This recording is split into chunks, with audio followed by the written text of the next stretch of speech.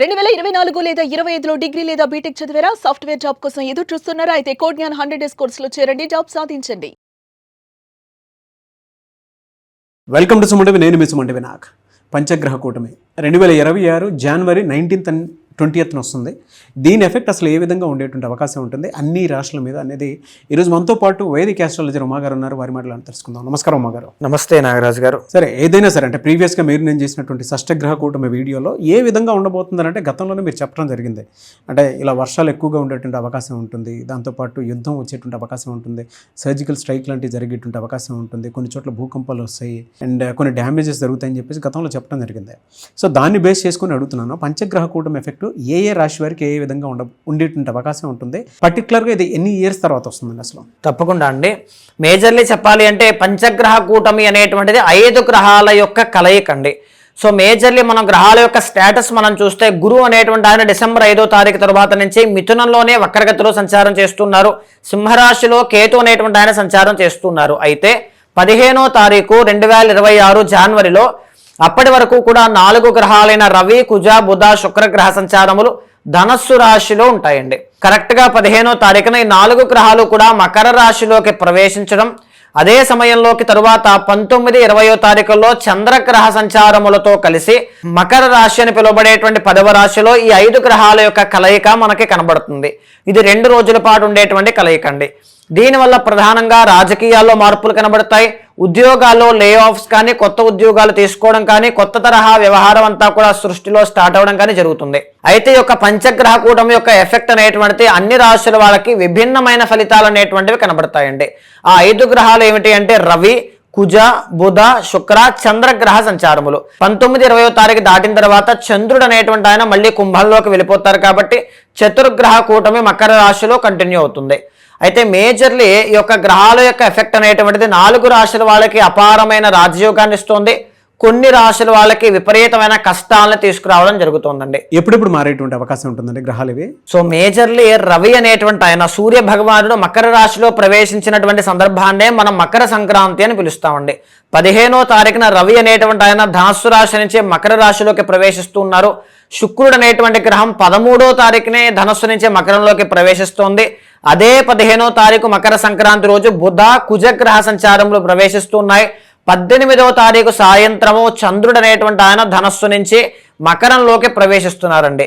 ఇలా 19, 20వ తారీఖుల్లో 5 గ్రహాలు కలిసి పంచగ్రహ కూటమిగా ఏర్పడబోతుంది. ఇది ఎన్ని ఇయర్స్ తర్వాత జరగబోతుంది ఈ కలయిక అనేటువంటిది జనరల్ మనం ట్రాన్సిట్స్ మనం చూసుకుంటే మనకే అర్థమవుతూ ఉంటుందండి. రవి అనేటువంటి ఆయన నెలకు ఒకసారి మారుతూ ఉంటారు, కుజుడు అనేటువంటి ఆయన 45 రోజులకు ఒకసారి మారుతూ ఉంటారు, చంద్రుడు 2.5 రోజులకు ఒకసారి మారుతూ ఉంటారు. ఈ విధంగా గురువు అనేటువంటి ఆయన సంవత్సరానికి ఒకసారి, శని 2.5 సంవత్సరాలకు ఒకసారి మారుతూ ఉంటారు. ఈ కలయిక ఏదైతే ఉందో చూసారో నాగరాజు గారు, శని అనేటువంటి ఆయన మీన రాశిలో ఉండడం, గురువు మిథున రాశిలో ఉండడం, తర్వాత మిగతా గ్రహాలు మకర రాశిలోకే పంచగ్రహ కూటమి ఏర్పడడం లాంటిది 200 సంవత్సరాలకు ఒకసారి మాత్రమే ఇది జరుగుతుందండి. అప్పుడు మాత్రమే ఈ యొక్క కలయికలన్నీ కూడా సాధ్యమవుతాయి. ధనస్సు రాశి వారికి గనక మనం చూసుకుంటే అండి, జనరల్ గా పంచగ్రహ కూటమి ఎఫెక్ట్ ఏ విధంగా ఉండేటువంటి అవకాశం ఉంటుంది, అట్ ద సేమ్ టైం 2026 మొత్తం ఏ విధంగా ఉంటుంది వాళ్ళకి? తప్పకుండా అండి.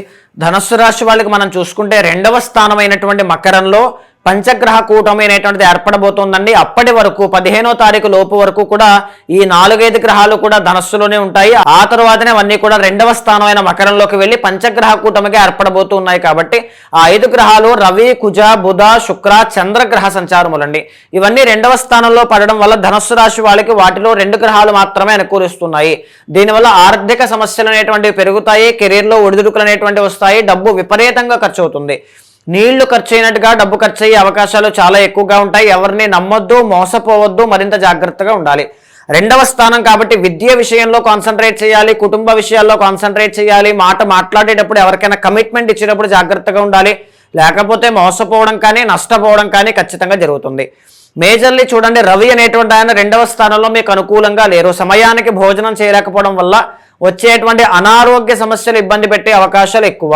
తర్వాత కాన్ఫిడెన్స్ లెవెల్స్ అనేటువంటివి తగ్గుముఖం పడతాయి. ఇంతకు ముందు వచ్చినంతగా ఆర్థిక అభివృద్ధి యొక్క రవి 2వ స్థానంలోకి వెళ్ళిన తర్వాత రాదు. ఎందుకు అంటే 9th లార్డ్ 2వ స్థానం, అది మకరం, శని యొక్క క్షేత్రం. రవి శని ఇద్దరు కూడా బద్ధ శత్రువులు కాబట్టి ఆర్థికంగా అభివృద్ధి కోసం ప్రయత్నం చేయాలి. ఎర్నింగ్స్ మీద ఎక్కువగా ఫోకస్ చేయండి. కాన్ఫిడెన్స్ అనేటువంటిది పెంచుకుంటూ వెళ్ళాలి. ఉద్యోగంలో అభివృద్ధి కోసం అయితే అరుణ హోమము అనేటువంటిది చేయించండి. తర్వాత 2వ స్థానంలో కుజగ్రహ సంచారం కనబడుతోందండి. 12th లార్డ్ 2nd హౌస్ లో ఎగ్జాల్టేషన్ లో యోగాన్ని ఇవ్వడం లేదు. దీనివల్ల డబ్బు విపరీతంగా ఖర్చు అవుతాయి. దేనికి? వాహనాలకి, స్థలాలకి, పొలాలకి, ఇళ్ళకి, లేకపోతే చుట్టాలకి, బంధువులకి, వీళ్ళందరికీ కూడా డబ్బు విపరీతంగా ఖర్చు అయ్యే అవకాశాలు ఎక్కువ. చిన్న చిన్న వాహన ప్రమాదములు కానీ, గాయాలు కానీ అయ్యే అవకాశాలు ఉన్నాయి. వాటి వల్ల కూడా డబ్బు వృధాగా ఖర్చు అయ్యే అవకాశం కూడా ఉంది. వాటి విషయంలో జాగ్రత్తగా ఉండండి. అసలే మీకు జాతక పరంగా రక్త దోషము కానీ, బ్లడ్కి సంబంధించి, స్కిన్కి సంబంధించి, డెంటల్ ప్రాబ్లమ్స్కి సంబంధించి, ఇలాంటివన్నీ కూడా హెయిర్ ప్రాబ్లమ్స్ కానీ ఎక్కువగా ఉంటాయి. కాబట్టి ఈ టైంలో మరింత జాగ్రత్తగా, ఆరోగ్యం మీద అప్పులతో ఉండేటువంటి వాళ్ళైతే మరింత జాగ్రత్తగా ఉండాలి. కుజుడు బాగా లేదండి, రుణకారకుడు కాబట్టి ఏదైనా ఇంకొక అప్పు అడిషనల్ గా యాడ్ అయ్యేలా చేస్తాడు కాబట్టి చాలా కేర్ఫుల్ గా ఉండండి. తర్వాత 2వ స్థానంలో చంద్రగ్రహ సంచారము అనేటువంటిది కనబడుతోంది. దీని మూలకంగా ఏంటి అంటే ప్రధానంగా ధనస్సు రాశి వాళ్ళకి మానసిక ప్రశాంతత చాలా తక్కువ. 2nd హౌస్ లో చంద్రుడు, డబ్బు మాత్రం విపరీతంగా ఖర్చు పెడతారండి. ఎందుకు ఇన్నిసార్లు చెప్తున్నానంటే 2వ స్థానం సేవింగ్స్ హౌస్ అండి. అక్కడే రవి, కుజ, చంద్ర ముగ్గురు బాగాలేదు. అగ్రెసివ్ గా అంటే ప్రెస్టేజ్కి వెళ్ళిపోయి ఎక్కడ అవమానపడతామనో లేకపోతే ఖర్చు పెట్టాలి అనో విపరీతంగా ఖర్చు పెడతారు. అది ఫ్యామిలీకి పెడతారు, తర్వాత ఫ్రెండ్స్కి పెడతారు. ఆ సమయంలో ఆ పరిస్థితులు బట్టి విపరీతంగా ఖర్చు అవుతాయి. కాబట్టి వాటిని అదుపు చేసుకోకపోతే ఇబ్బంది పడడం ఖాయం. ఆ విషయంలో చూసుకోండి. రెండవది, విద్యార్థులు ఎవరైతే ఉంటారో విద్య మీద ఎక్కువగా కాన్సన్ట్రేట్ చేయాలి, లేకపోతే అనుకున్న విజయాలు సాధించే అవకాశాలు లేవు. మూడవది ఏంటి అంటే వృత్తిపరంగా చేంజెస్ అనేటువంటి ఈ టైంలో చేసుకోవడం మంచిది కాదు. 2వ స్థానంలో ఎప్పుడైతే ఈ గ్రహాలు ఉన్నాయో వాటి వల్ల కాన్ఫిడెంట్గా వేరే దాంట్లో ఎంటర్ అయిన తర్వాత అనుకున్న రీతిలో ఆ పరిస్థితులు ఉండకపోవచ్చు. కాబట్టి వ్యక్తిగత జాతకం ద్వారా క్రాస్ చెక్ చేసుకుని ముందుకు వెళ్ళడం చాలా మంచిదండి. అయితే ధనుస్సు రాశి వాళ్ళకి 2 గ్రహాలు బుధ, శుక్ర 2 బాగున్నాయి కాబట్టి మేజర్లీ వీటి వల్ల కుటుంబ సభ్యుల యొక్క కలయిక ఆనందాన్ని కలగజేస్తుంది. బంధుమిత్రుల యొక్క కలయిక అనేటువంటిది కనబడుతుంది. ఫ్యామిలీతో టైం ఎక్కువగా స్పెండ్ చేయడం కానీ, విందు వినోద కార్యక్రమాల్లో పాల్గొనడం కానీ, లేదనుకుంటే ఈ యొక్క ఆకస్మిక ధన ప్రాప్తి రావడం కానీ, ఏదో ఒక విధంగా డబ్బులు రావడం, వస్త్రాలు, బట్టలు కొనుక్కోవడం కానీ, ఆభరణాలు కొనుగోలు చేయడం కానీ, వాహనాలు కొనుగోలు చేయడం కానీ, ఇలాంటివన్నీ కనబడుతూ ఉన్నాయి. మెరిటల్ లైఫ్లో ఏదైనా ప్రాబ్లమ్స్ ఉంటే అవన్నీ కూడా కొద్దిపాటిగా సార్ట్ అవుట్ అయ్యే అవకాశాలు, మనస్పర్ధలన్నీ కూడా క్లియర్ అయ్యే అవకాశాలు ఎక్కువగా ఉంటాయి. సినీ నాటక కళారంగాలు కానీ, నృత్య గీత వాద్యాది రంగాలు కానీ, కళారంగంలో ఉండేటువంటి వాళ్ళందరికీ కూడా మంచి అవకాశాలు, ఆదరణ కనబడుతుంది. వాళ్ళకైతే ఇబ్బంది లేదు. వ్యాపారస్తులు కానీ, స్టాక్ మార్కెట్ కానీ, షేర్ మార్కెట్ కానీ, ట్రేడింగ్ కానీ చేసేటువంటి వాళ్ళకి, లాంగ్ టైం ఇన్వెస్ట్మెంట్ చేసేటువంటి వాళ్ళందరికీ కూడా సామాన్యంగా కనబడుతోందండి. బుధుడు అయితే సామాన్యంగా ఉన్నారు కాబట్టి, ఎందుకంటే మిగతా గ్రహాలు కూడా మనం చూసుకోవాలి. ఓన్లీ బుధుడు బాగుండాలని పెట్టేమంటే తర్వాత ఇబ్బంది పడతారు. కాబట్టి ఇన్వెస్ట్మెంట్స్ చేసేటువంటి వాళ్ళు మరింత జాగ్రత్తగా అడుగులు వేయండి. పార్ట్నర్షిప్ వ్యవహారాల్లో కాస్త జాగ్రత్తగా ఉండండి, సరిపోతుంది.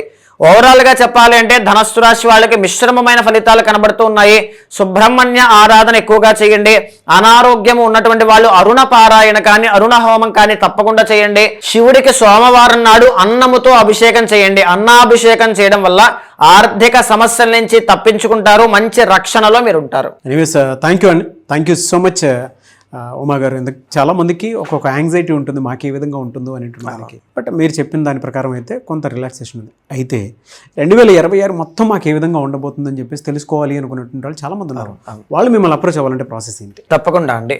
సో నూతన ఆంగ్ల సంవత్సరం వచ్చిందండి 2026లో. మీ యొక్క జాతకం ఎలా ఉండబోతోంది, లేకపోతే ఎక్కడెక్కడ మేజర్ ఈవెంట్స్ విషయంలో జాగ్రత్త పడాలి, ఇన్వెస్ట్మెంట్స్ కానీ, కెరీర్ కానీ, ఎడ్యుకేషన్ కానీ, మ్యారేజ్ కానీ, ఎవ్రీథింగ్, ఎక్కడైనా జాబ్ చేంజ్ చేయొచ్చా లేదా, ఎవ్రీథింగ్ అన్నీ కూడా డీటెయిల్డ్గా కావాలనుకుంటే పర్సనల్ చార్ట్ అనేటువంటిది వ్యక్తిగత జాతకం చూడాలి. కాబట్టి అలాంటి వాళ్ళు ఎవరైనా ఉంటే మీకు కింద కనిపించే నెంబర్కి కాల్ చేస్తే మా వాళ్ళు మీకు పూర్తి వివరాలు అందిస్తారు. అపాయింట్మెంట్ తీసుకున్న తర్వాత మీ యొక్క జాతకాన్ని చూస్తూ గోచారంతో సమన్వయం చేస్తూ ఏదైనా దోషాలుంటే శాంతి పరిహారములు ఆచరింపచేసి భగవత్ అనుగ్రహం కలిగేలా చేస్తాను. థ్యాంక్ యూ సో మచ్ అమ్మా గారు. నమస్తే అండి.